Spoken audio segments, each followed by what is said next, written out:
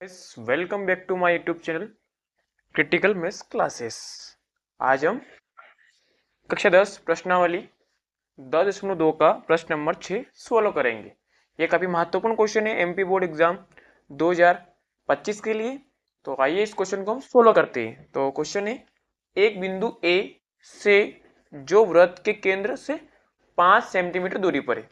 एक बिंदु ए जो वृत्त के केंद्र से यानी आएगा ना, जो वृत्त के केंद्र से 5 सेंटीमीटर की दूरी पर है।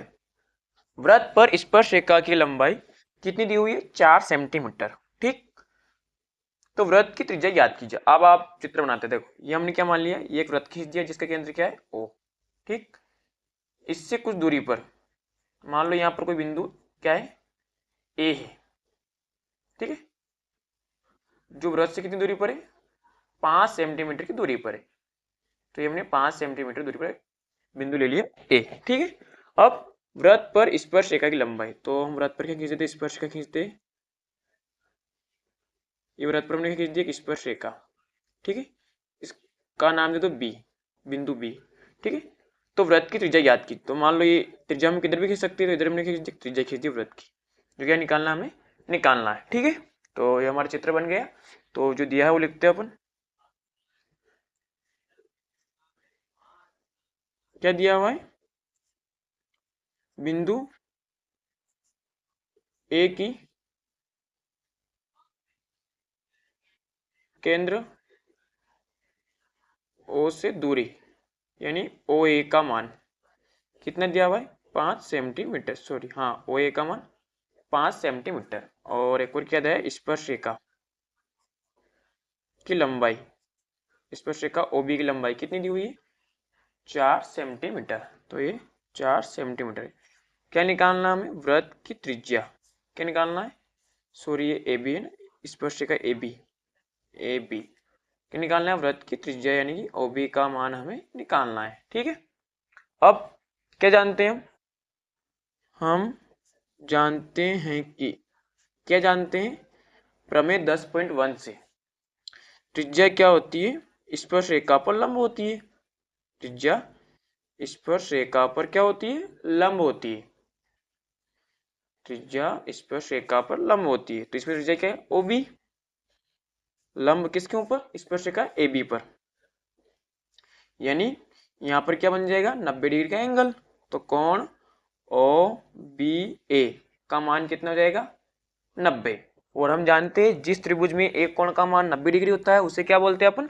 समकोण त्रिभुज। तो यह कौन सा त्रिभुज बन गया? समकोण त्रिभुज। और हम जानते हैं समकोण त्रिभुज में कौन सी प्रमेय लगती है? पाइथागोरस प्रमेय। तो लिखेंगे अपन समकोण त्रिभुज ओ बी ए में पाइथागोरस प्रमेय से, पाइथागोरस प्रमेय से। और पाइथागोरस प्रमेय क्या कहती है? किसी समकोण त्रिभुज में कर्ण का वर्ग अन्य दो भुजाओं के वर्गों के योग के बराबर। तो अन्य भुजा कौन सी? लंब और आधार के वर्ग के योगफल के बराबर होता है। तो देखो कर्ण किसे बोलते हैं? सबसे पहले हम कर्ण निकालते त्रिभुज में। तो कर्ण किसे बोलते हैं? 90 डिग्री की सामने वाली भुजा यानी समकोण के सामने। तो 90 का एंगल यहाँ बन रहा है, तो इसके सामने कौन सी भुजा है? ये वाली। क्या हो जाएगा? ओ ए। तो ओ ए का वर्ग लंब जिस पर हम लंब डाल रहे हैं या जो लंब डाला गया है, तो लंब कैसे डाला गया है? ये वाला ओपी लंब है। ये वाली भुजा क्या है? ओबी का वर्ग। और जो बच गए उसे क्या बोलेंगे अपन? आधार। क्या है? A B. तो हमारे पास ओ ए का मान कितना दिया हुआ है? 5, ओबी का मान 4 और इसका वर्ग। और ए बी तो मैंने सॉरी ओबी का मान नहीं दिया हमारे पास। ओबी ऐसा कैसे रहेगा? ए बी का मान दिया हुआ 4, तो 4 का वर्ग। तो करते सोल्व आगे। 5 का वर्ग कितना होता है? 25। ये ओबी वर्ग ऐसा कैसा ही, और 4 का वर्ग 16। 16 उधर लाइन क्या जाएगा? माइनस का, और ये ओबी वर्ग 25 में 16 का कितना बचा? 9। जैसे हम वर्ग हटाते क्या लगता है? कर्णी।